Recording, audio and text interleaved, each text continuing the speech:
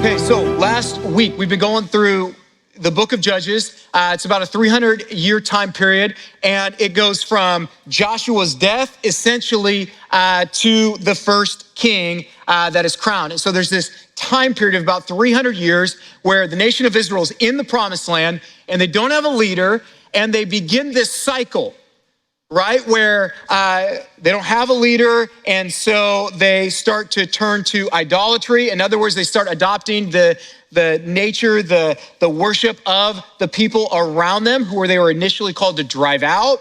And so they intermingle with them and all of those things. And so ultimately that leads to enslavement by those surrounding nations. And then the nation of Israel cries out to the Lord, and they say, "Save us." And then God, in his mercy, sends a judge to come and save them. And then the cycle begins again, where they're saved, and then all of a sudden, slowly over time, they start to once again go into idolatry. And so we've been watching and walking through this cycle that the nation has been going through. And then in Judges chapter 12, we finished last week with Jephthah, which, crazy story. A lot of us may still be traumatized from that story and what happened, but that's okay, right? And so after Jephthah was the judge, then in Judges chapter 12, verses 8 through 15, we're quickly told about three others, and I just want to highlight who they are. One is Ibzan, and he judged Israel for 7 years. It says he had 30 sons. And then Elon from the tribe of Zebulun, who judged Israel for 10 years. And then Abdon from the land of Ephraim, he judged Israel for 8 years. It says he had 40 sons and 30 grandsons. And so that's kind of the framework. That's what's happened since Jephthah. So there's been three judges since then. And then in chapter 13, we're brought into the story that I would say is possibly the most popular section in the book of Judges as we go into the life of Samson. And so we're gonna read a lot this morning as the writer narrates for us what is happening. And so in Judges chapter 13, let's look at verses, we'll start with verses 1 through 7. It says this: "And the people of Israel again did what was evil in the sight of the Lord. So the Lord gave them into the hand of the Philistines for 40 years. There was a certain man of Zorah of the tribe of the Danites whose name was Manoah, and his wife was barren and had no children. And the angel of the Lord appeared to the woman and said to her, 'Behold, you are barren and have not borne children, but you shall conceive and bear a son. Therefore be careful and drink no wine or strong drink and eat nothing unclean. For behold, you shall conceive and bear a son. No razor shall come upon his head, for the child shall be a Nazarite to God from the womb, and he shall begin to save Israel from the hand of the Philistines.' Then the woman came and told her husband, 'A man of God came to me, and his appearance was like the appearance of the angel of God.' Very awesome. I did not ask him where he was from, and he did not tell me his name, but he said to me, 'Behold, you shall conceive and bear a son. So then drink no wine or strong drink and eat nothing unclean, for the child shall be a Nazarite to God from the womb to the day of his death.'" Okay, so first and foremost, in verse 1 of chapter 13 here, we read a familiar phrase that we've been seeing all throughout the book. It says what? "And the people of Israel again did what was evil in the sight of the Lord." Okay, so here we go again, right? So the nation of Israel, once again, they turn from the Lord and they start doing what they want, right? They start doing evil in the eyes of the Lord. And so the Lord is like, okay, that's what you want. You want to worship those other gods. You want to do evil. You want to operate in opposition to my will and my saving work in your life. Okay, you can have it. You're going to have it all. And so once again, there they are, brought into slavery by the Philistines. And this time it lasts for 40 years, which is the longest period of oppression that we see in the book of Judges. And so we're there, but then what we also see is there's this other phrase that this brings to mind that we also see repeated towards the end of the book of Judges. It appears twice in Judges 17 and 21, and it says the same thing, just in a different way. And it says, "Everyone did what was right in his own eyes. So we see that twice at the conclusion of the book, right? And it's essentially saying the same thing from a different angle. And so what the writer is trying to communicate to you and I today is that many of the things that the Israelites did weren't evil in their eyes. So they're not evil in their eyes, and yet God is saying that's wicked. That's evil. And so what this does is it teaches us two truths about sin. And the first is just the very heart, the very definition of what sin is. You guys, the first thing you need to know is when you're defining sin, sin is not defined by what violates my conscience, my personal standards, or even my community standards or values, but rather it's defined by what violates the will and the way and the heart of God. Okay, and so this is definitely against what modern thinking will tell you, right? Because modern thinking will say that only you can define what's right and wrong for you.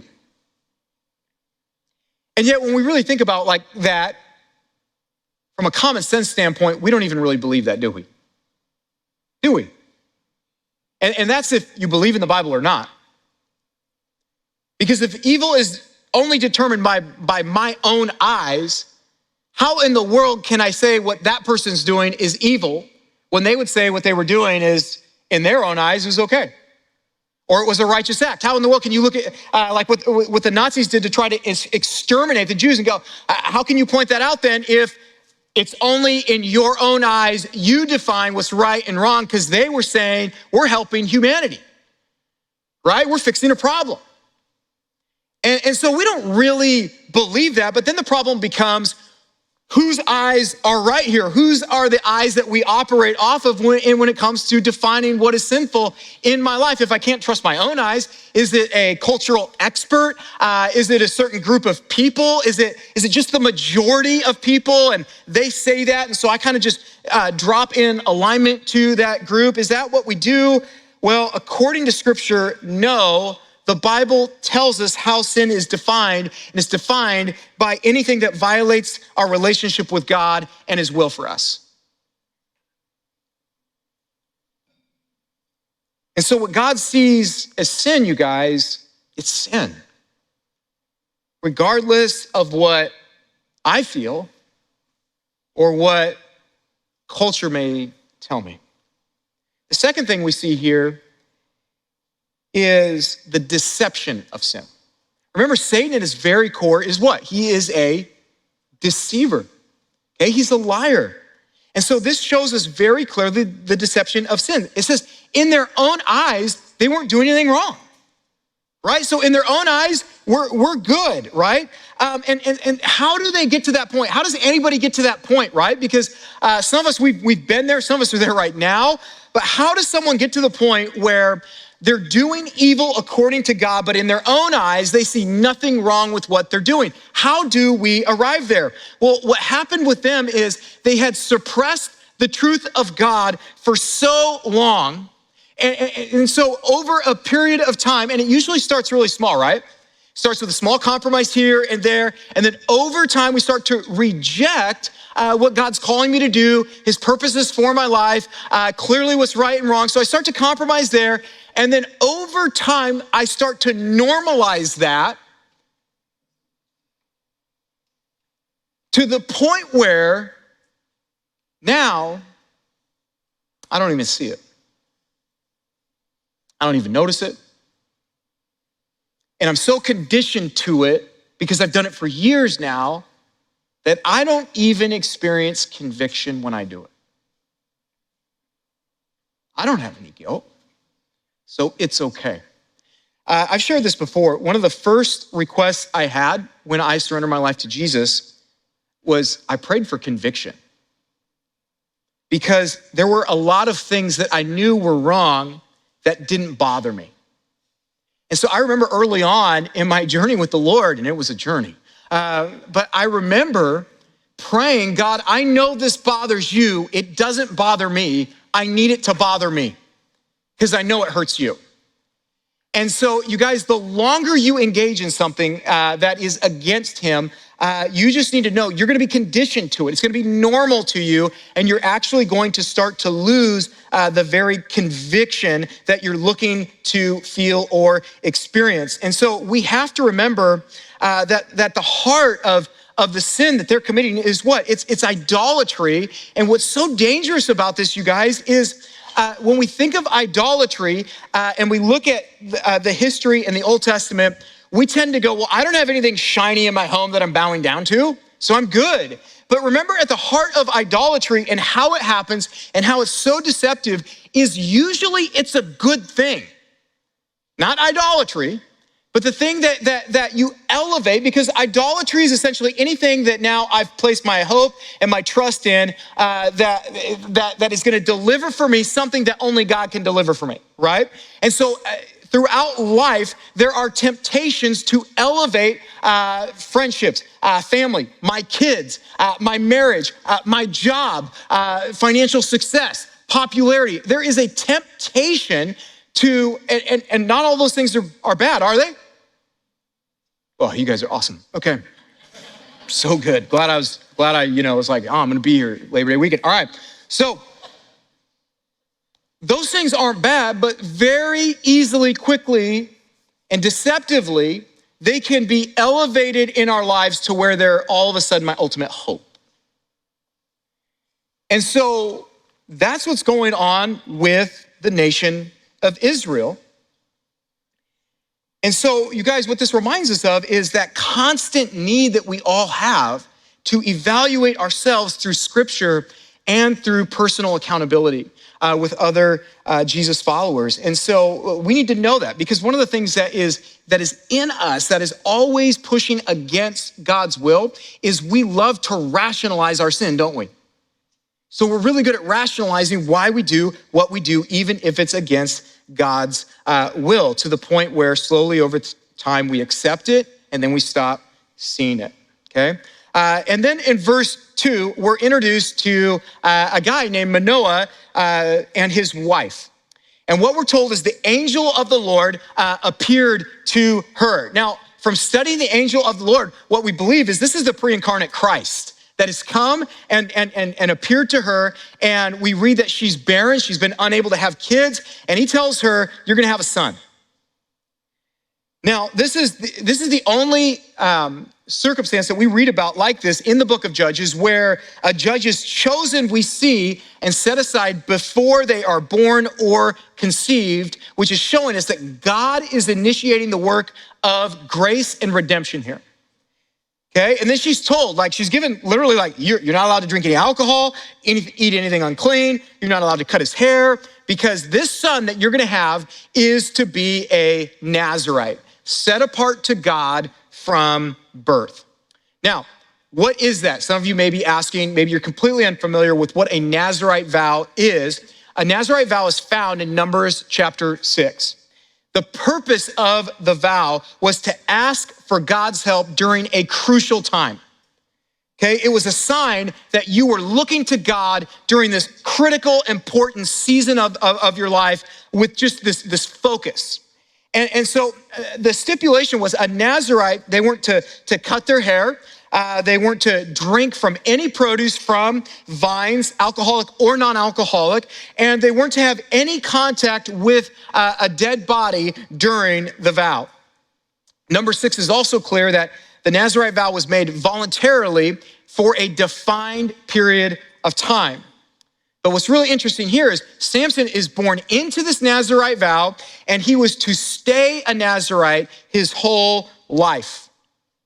So his mother literally from that moment on, she's told not to drink wine or eat unclean foods, because that vow started immediately when Samson was in her womb. And so Samson was set apart by God before even his birth. But it also says it highlights how he's not gonna bring about complete restoration for the nation. He's not gonna bring a complete rescue, is he? He's going to begin that work, is what we read. And then it keeps going in verse 8. It says, then Manoah prayed to the Lord and said, O Lord, please let the man of God whom you sent come again to us and teach us what we are to do with the child who will be born. And God listened to the voice of Manoah.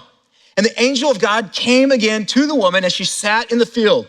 But Manoah, her husband, was not with her. So the woman ran quickly and told her husband, behold, the man who came to me the other day has appeared to me.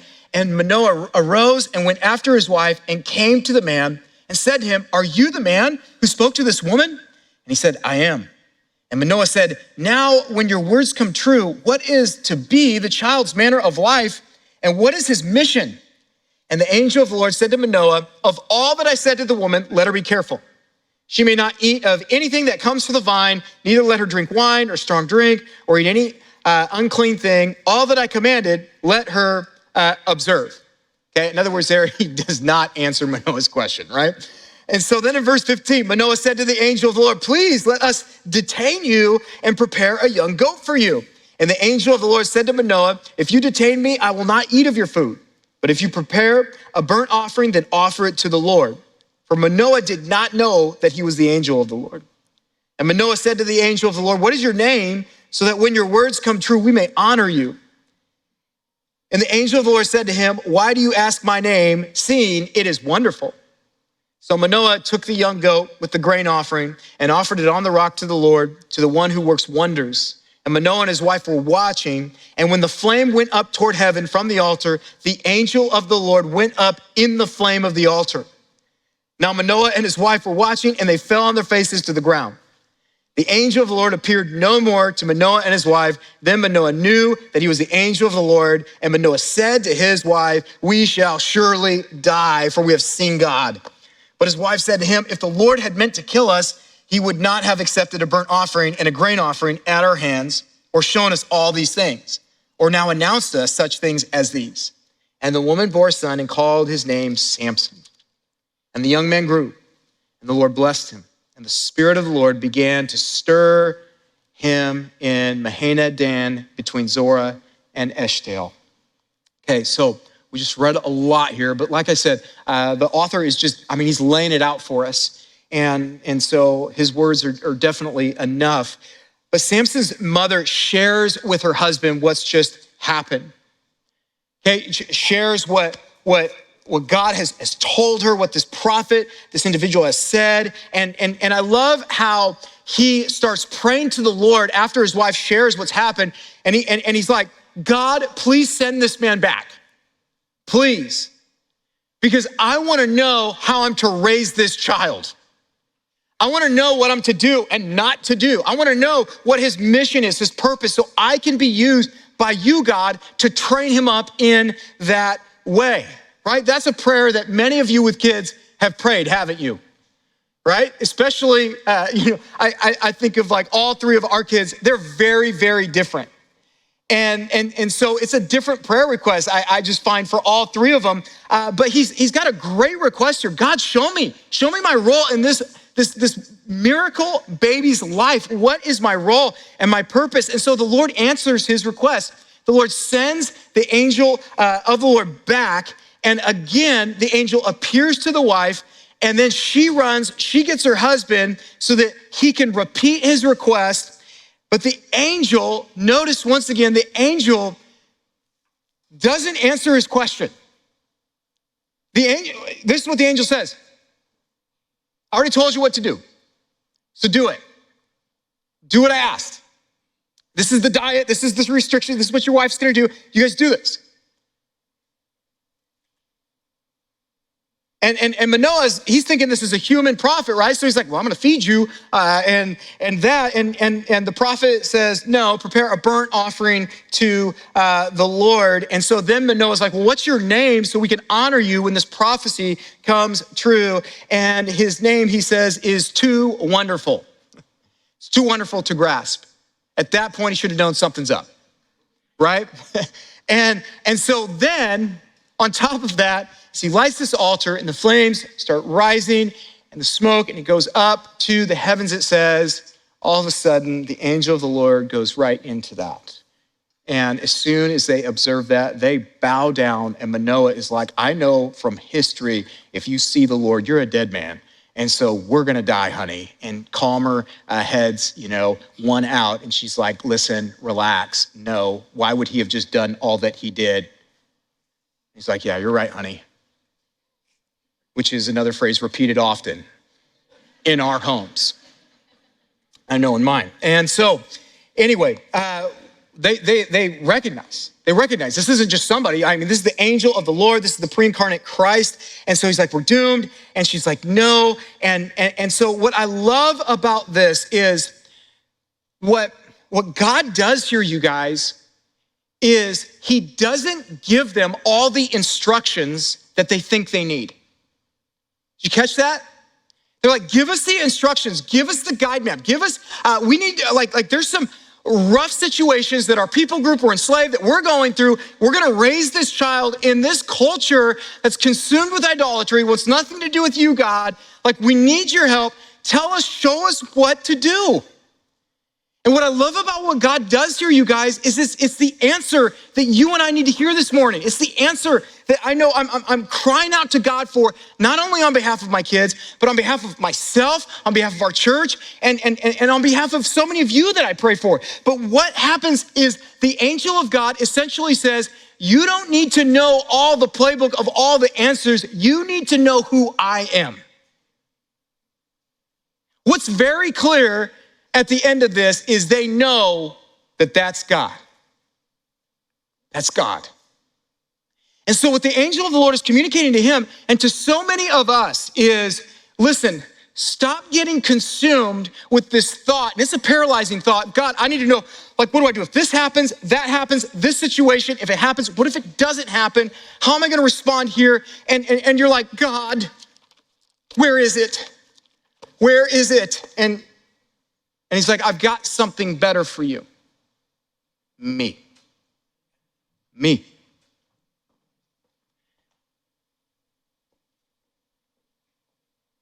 You guys, guidance, the guidance that I am gonna need in this life to grow, to thrive, to be all that God has asked me to be, it's gonna come from a maturing relationship with him.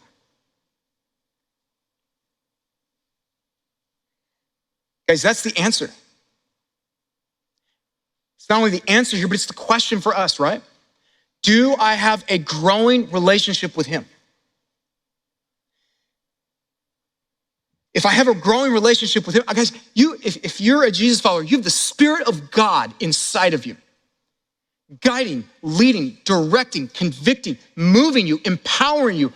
All of those things are present. And so if I am focused on maturing and growing my relationship with God and not reading this because I just need specific answers, but because I wanna know God, I wanna love him, I wanna know him more deeply. When you approach your Bible that way, when you approach church that way and your relationship with him in that way, he says, I'm gonna give you absolutely everything you need to get through this warped, jacked up, twisted culture that you're in.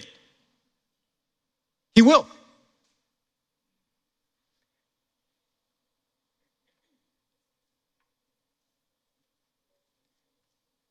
We see that Samson is born into the world, given the name little son, essentially, that's what his name means. And then he grows up and he's blessed by God and God's Spirit begins to work in him. And if we just left it at that, we would go, wow, chapter 14 is gonna be incredible. The stage is set. 40 years of oppression and this miraculous birth. And my goodness, he's been set aside by God. The Spirit's already at work in him. And we're like, man, chapter 14 is gonna be amazing. And then you read chapter 14 and you go, this is awful. This is awful.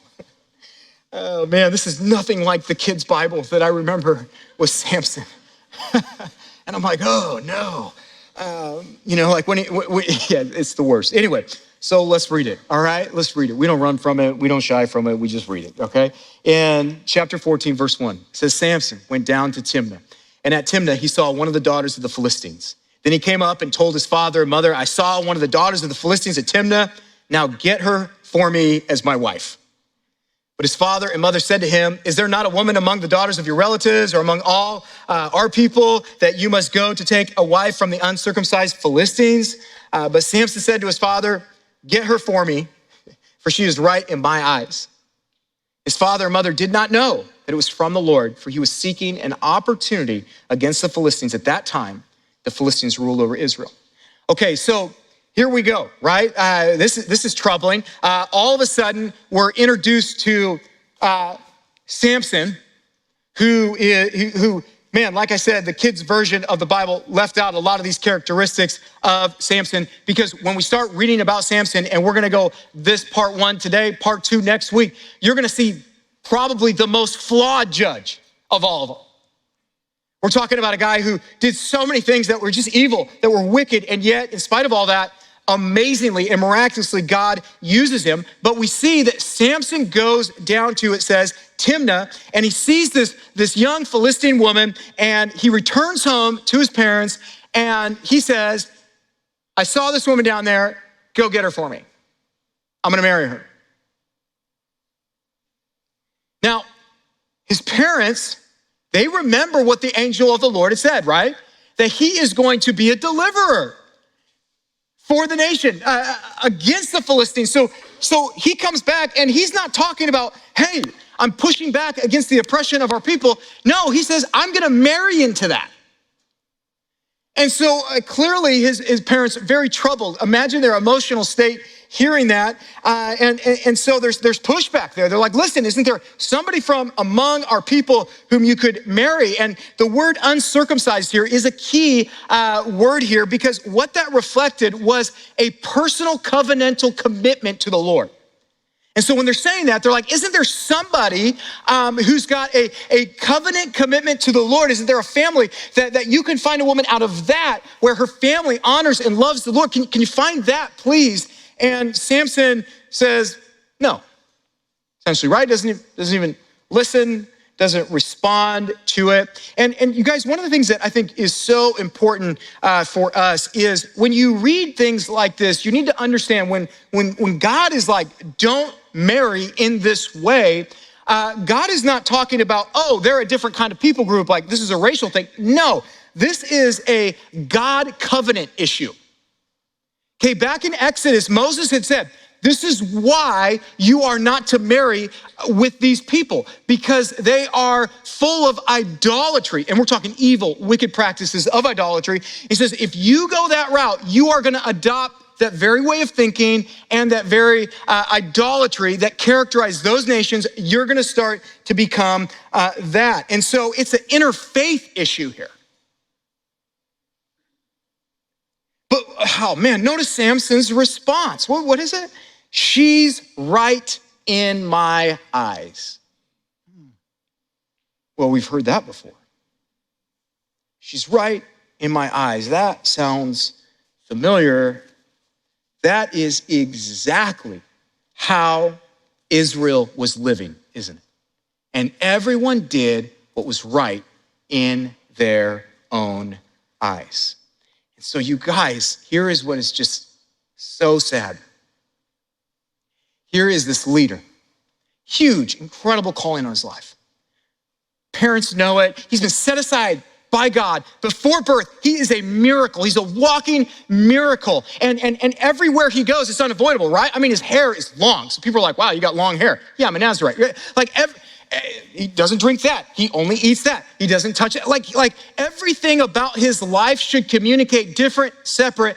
And yet, what do we see here? We see him adopting the very way of thinking that characterized his people, right? He's literally doing what's right in his own eyes. Get her for me. She's right in my own eyes. And so Samson is reflecting the very people that he came to save, and he's not reflecting God. He was to reflect God.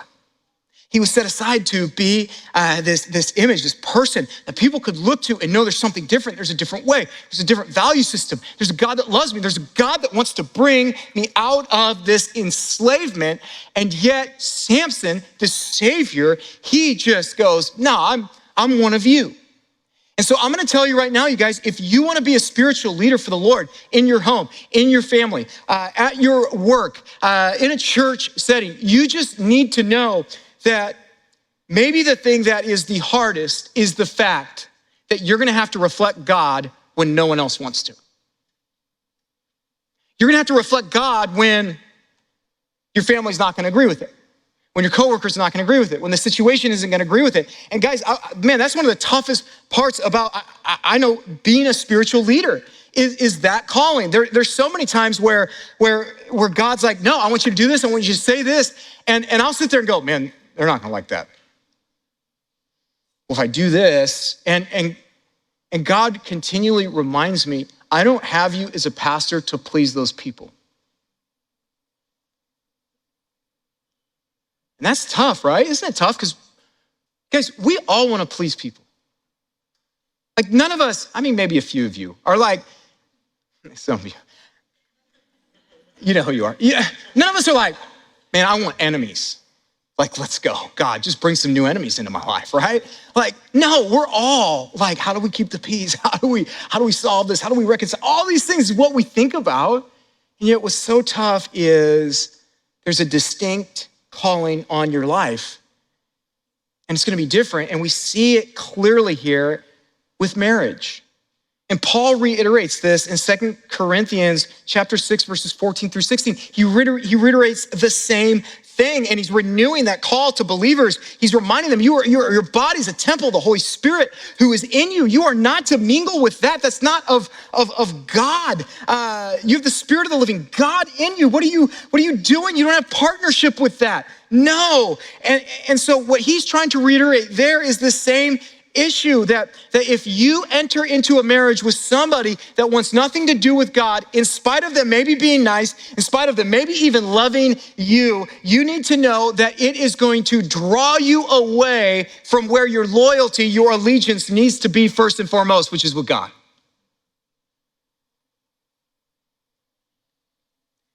If you enter into a marriage with someone that just doesn't want, like, how in the world do you have a foundation, right? Because the foundation of marriage is a picture of the gospel.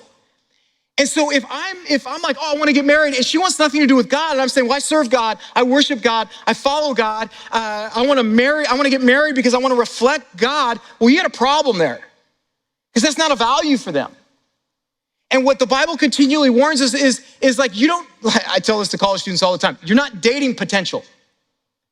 You're dating where they're at. and so what we need to remember is the warning there, as we see all throughout the Old Testament and into the New, is what's gonna happen is over time, they are going to pull you in a direction where God is no longer the central focus. So it warns us against that.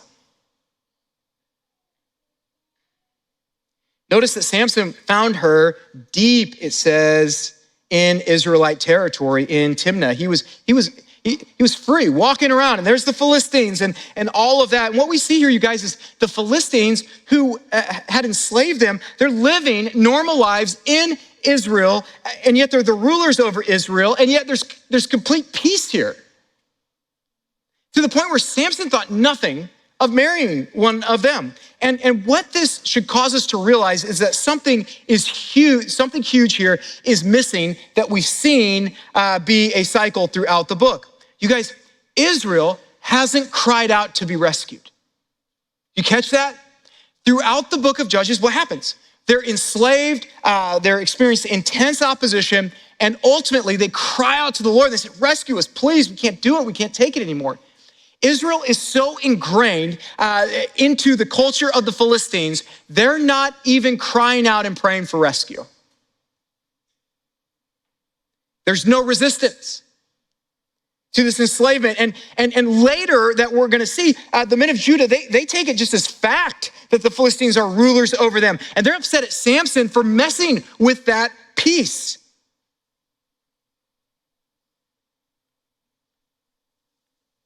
See, the people are blind to it. Why? Because idolatry accommodates culture. The Israelites don't resist their captors because they've adopted the values, the morals, the idols of the Philistines. And so Israel's very identity as the set-apart people of God, it's being taken. And so God says, enough is enough. I'm going to intervene in order to prevent my people from becoming spiritually extinct.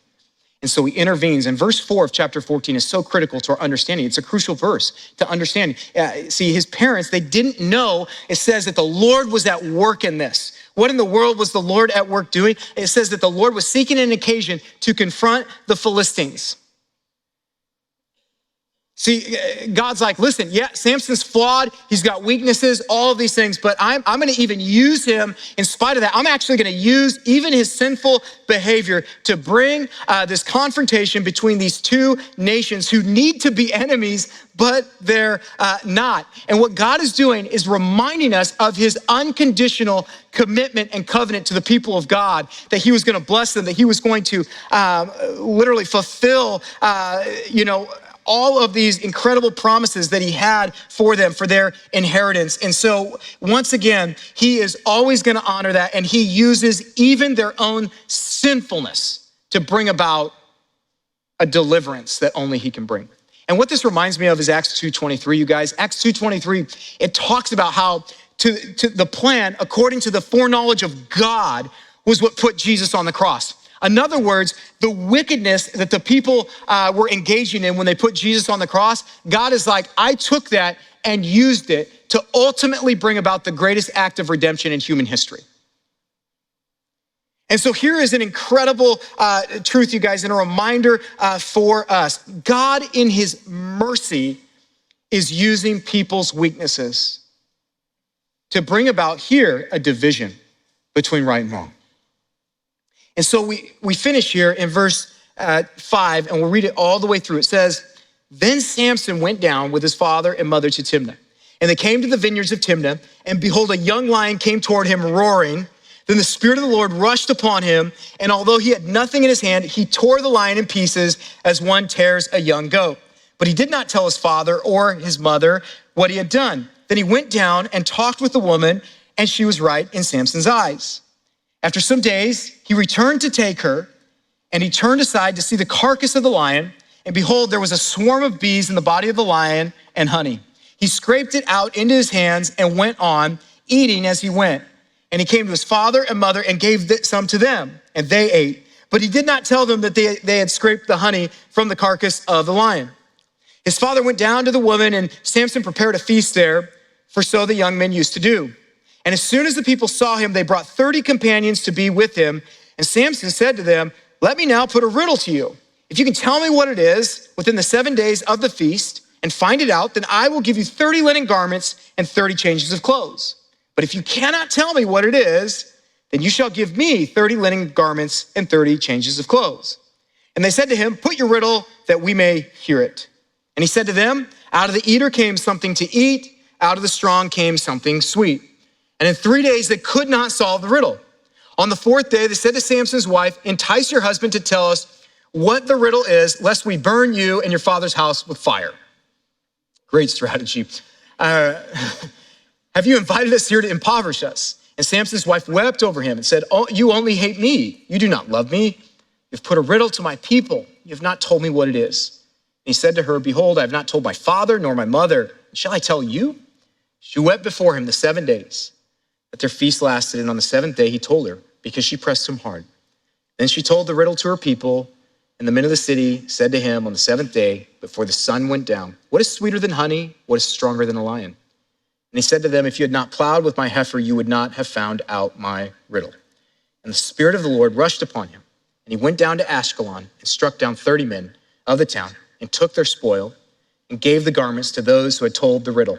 In hot anger, he went back to his father's house, and Samson's wife was given to his companion, who had been his best man.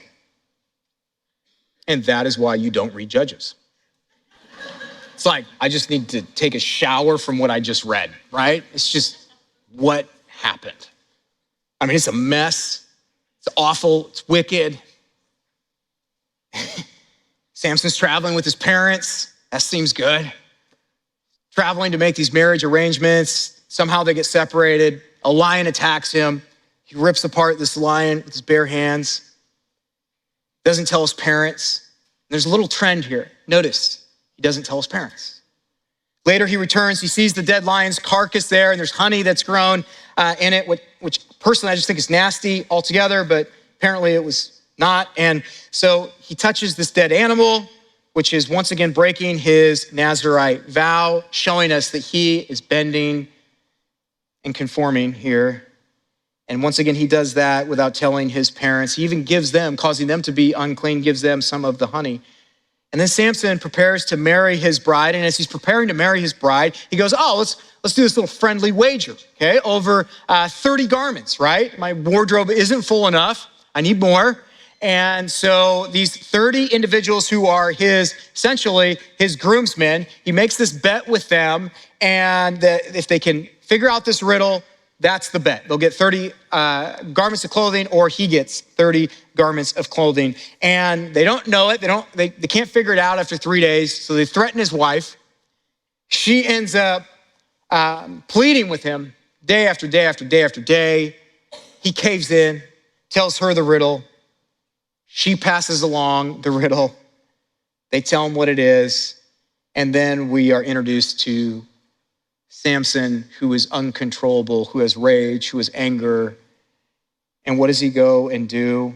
Out of his anger and his rage, he goes to a neighboring town and murders 30 Philistines, takes their clothes and brings it back. Says, there you go. And then he's so worked up and angry, he goes back home, doesn't even consummate his marriage. And then the woman that's pledged to be his wife is then given to his best man. And we just go, what in the world? I think what makes it even more challenging is it says the Spirit of God was at work. We're like, what? How God? The Spirit of God is actually using the weaknesses and the sin of Samson to bring about a collision between Israel and the Philistines. So God's like, man, this dude's acting wicked. He's acting against me. I'm going to take it. I'm going to use that, though, in order to deliver my people. And what we see here, you guys, is the Spirit of God is actually leading the division. Do you catch that? The Spirit of God is initiating division. Now, why is that important for us to understand and to see? You guys, when God sees you and I in a situation that is potentially harmful, that when he sees us in a situation that we're starting to conform into something that he's called us away from, he will, because he's God and because he loves you, he will bring about division in that. In other words, if it is not right for you to get this job, he's like, I'm not gonna let you get it. If you say, I'm marrying this person, I want this to happen, and all of a sudden, and God's like, no, I see what you're becoming, I see what could happen, he will cut it off. Like he will end it, right? Like, and what we typically do, you guys, when God intervenes like that and creates division from a desired outcome that we have, what do we typically do? We blame him, don't we? Are you kidding, God? Why did you do that? God, I was praying for that. God, I wanted that. What is wrong with you? And yet, God was intervening because there needed to be division there.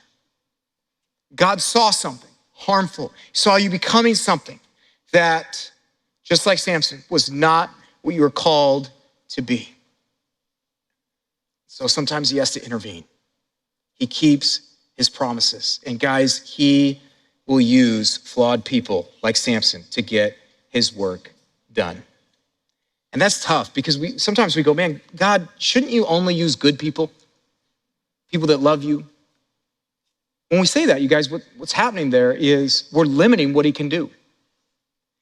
And the reality is this, you guys, even sin itself has to bow down to the will of God. So what God says, I'm gonna do whatever I need to do to restore my people, to bring them to the place they need to be. And if it is creating conflict here in order to rescue them out of spiritual extinction, I'm gonna do it. And you guys, he loves you enough to do the same thing in your life. He loves you enough to intervene. The nation of Israel wasn't asking for him to do it, but he loved them enough to say, I don't care. I love you so deeply, I'm jumping in.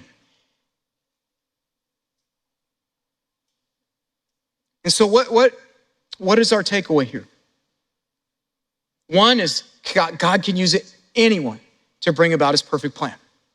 He can use anyone. I think the next question we have to ask is, what am I reflecting? What am I reflecting?